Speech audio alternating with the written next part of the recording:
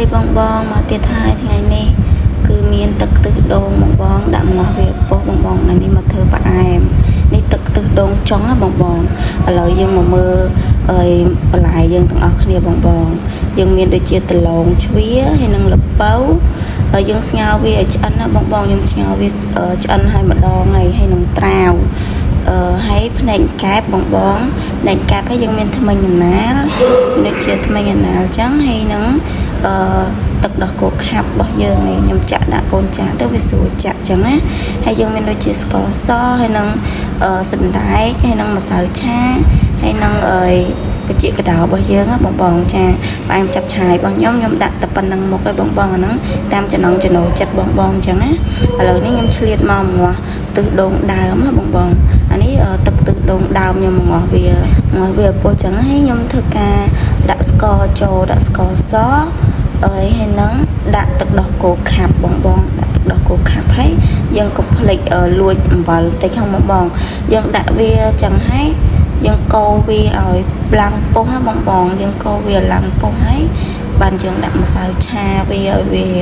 ខាប់ចឹងណាបងកូរបដាឈ្ងុយបដាបងមើលតា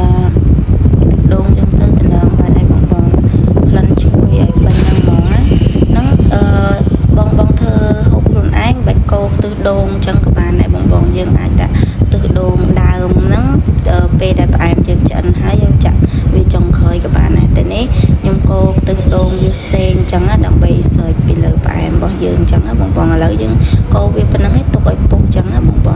យើងទុកវាចោលឲ្យពុះទៅហើយឥឡូវនេះខ្ញុំងាកទៅមើលបង្អែមរបស់យើងវិញឥឡូវបង្អែមរបស់យើងបានទឹកបានពុះហើយបងនេះទឹកខ្ទិះដូងចុងណាឥឡូវបានពុះខ្ញុំធ្វើការដាក់ភ្នែកកែបបងក៏ពិតបង្អែមគេអត់ត្រូវដាក់ភ្នែកកែបមុនចឹងឯងបងប៉ុន្តែដោយសារបន្លែរបស់ខ្ញុំហ្នឹងខ្ញុំបានស្ងោរវាឆ្អិនហើយម្ដងហើយចឹងយើងដាក់ភ្នែកកែបហើយនឹងថ្មិញណាទៅឲ្យវារីកចឹងទៅយើងធ្វើការដាក់បន្លែចូលតាមក្រោយហ្នឹងរបៀបធ្វើខុសគ្នាចឹងបងខ្លះគាត់ដាក់បន្លែមុនចឹងទៅបងតែដោយសារខ្ញុំដាក់បន្លែស្ងោរវាឆ្អិនហើយឥឡូវនេះយើងងាកមកមើលទឹកខ្ទិះដូងដែលខ្ញុំកូរហ្នឹងវាបានពុះហើយអញ្ចឹងខ្ញុំធ្វើការដាក់ម្សៅឆាចូលបងយើងកូរម្សៅឆាហ្នឹងឲ្យលាយទៅហើយចាំយើងចាក់វាចូលក្នុងឆ្នាំងហើយយើងកូរវារហូតដល់វាឡើងខាប់ចឹងណាបងចាឥឡូវខ្ញុំធ្វើការកូរវាយើងកូរវាចឹងណារហូតដល់វាឡើងខាប់ហើយវាពុះម្ដងទៀតណាបងហើយចាំយើងធ្វើការទុកងាស់វាពុះឥឡូវនេះទឹកខ្ទិះដូងខ្ញុំបានពុះឲ្យបងយើងពុះឲ្យយើងចាំភ្លុកមកទៅតើវាល្មមអត់យើងដាក់នឹងវាផ្អែមល្មមអត់ហើយសូមយើងបិទវាចឹងណាបងឥឡូវខ្ញុំមកមើលផ្អែមខ្ញុំពុះឲ្យថ្មិញអាណាហើយនឹងភ្នែកកែបយើងនឹងបានរីកឲ្យបងអញ្ចឹងខ្ញុំធ្វើការដាក់បន្លែចូលបន្លែនេះឆ្អិនឲ្យម្ដងឲ្យបងយើងអត់ខ្លាចថាវាអត់ឆ្អិនអត់ផុយអីចឹងណាបងអញ្ចឹងខ្ញុំធ្វើការចាក់វាចូលចឹងមកហើយយើងកូរវាតិចបានហើយបងឲ្យវាបែកបន្លែរបស់យើងណាបន្ទាប់មកខ្ញុំក៏ធ្វើការចាក់ល្ពៅចូលទៀតព្រោះអីយើងចាក់វាតាណាគ្នាក៏បានដែរដោយសារបន្លែយើងឆ្អិនហើយចាឥឡូវងាកមកមើលទឹកខ្ទិះដូងយើងឆ្អិនហើយខ្ញុំបានបិទហ្គាសឲ្យបងចាឥឡូវយើងទុកវាម្ដុំសិននេះឥឡូវខ្ញុំមកធ្វើការដាក់ត្រាវម្ដងទៀតដាក់វាចូលចឹងមកហើយយើងកូរវាតិចចឹងណាបងបន្លែខ្ញុំមានតែប៉ុណ្្នឹងមកឲ្យបងផ្អែមចាប់ឆាយនេះស៊ីសងលើចំណងចំណូលចិត្តបងចង់ដាក់បន្លែអីខ្លះឬមួយអីគេទៀតថែមចឹងបានណាបងដោយសារនេះខ្ញុំដាក់តែប៉ុណ្្នឹងចឹងណាបងនេះតំណងអត់បងនេះបន្លែយើងមានល្ពៅមានដលងមានត្រាវហើយនឹងយើងដាក់សណ្ដែកយើងធ្វើការដាក់សណ្ដែកចូលមកព្រោះសណ្ដែកហ្នឹងក៏ខ្ញុំស្ងោរឆ្អិនហើយម្ដងដែរបងគេត្រូវមកទឹកខ្ទិះដូងជាមួយសណ្ដែកហ្នឹងយើងលាងវាត្រាំវាស្អាតចឹងណាទៅពេលយើងស្ងោរវាឆ្អិនមកវាអត់ចេញពណ៌លឿងសណ្ដែកហ្នឹងមកចឹងណាបងចឹងខ្ញុំធ្វើការស្ងោរវាឆ្អិនហើយទើបខ្ញុំយកមកដាក់វាតាមក្រោយសារខ្ញុំស្ងោរវាឡើងអាលួយអញ្ចឹងខ្ញុំអត់ខ្លាចថាវាអត់ឆ្អិនទេបងឥឡូវនេះខ្ញុំធ្វើការដាក់វាចូលរួចរាល់ហើយអស់ហើយបងឥឡូវផ្អែមរបស់យើងបានពុះហើយខ្ញុំធ្វើការដាក់ស្ករសចូលណាបងដាក់ស្ករសហើយដាក់លួចអំបិលបន្តិចផងបងដើម្បីឲ្យវាផ្អែមមុតណាហ ហើយយើងក៏ធ្វើការដាក់ទឹកខ្ទិះដូងចូលដែរហើយកុំភ្លេចដោះគោខាប់ដែរអញ្ចឹងបងហើយបើយើងមានម្សៅឆាយើងអាចលួចម្សៅឆាវាតិចមកវារៀងខាប់ល្មមហើយនេះខ្ញុំភ្លេចប្រាប់ខ្ញុំដាក់កញ្ចក់កណ្ដោចូលបងឥឡូវយើងធ្វើការទុកចោលយើងធ្វើការមករៀបចានបដា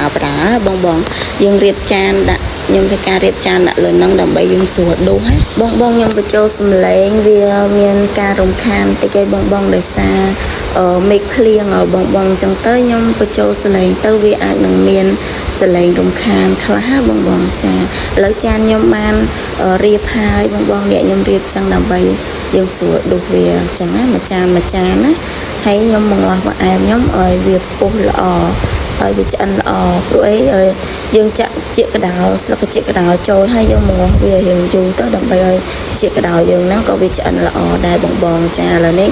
ផ្អែមខ្ញុំបានមកហើយពុះហើយបងបន្លែយើងស្ងោរឆ្អិនតែវាអត់បាយទេអង្គុយកុំកោវាខ្លាំងពេកឥឡូវខ្ញុំធ្វើការភ្លុកបន្តិចសិនតើវាល្មមអត់ចឹងបងព្រោះអីផ្អែមយើងបានពុះឆ្អិនហើយអញ្ចឹងយើងគ្រាន់តែភ្លុកមកតើវា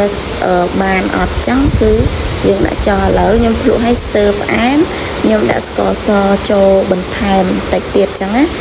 ចាបងឥឡូវផ្អែមចាប់ឆាយយើងមានតែប៉ុណ្្នឹងទេបងតំណងអត់ហើយចង់ហូបអត់អាច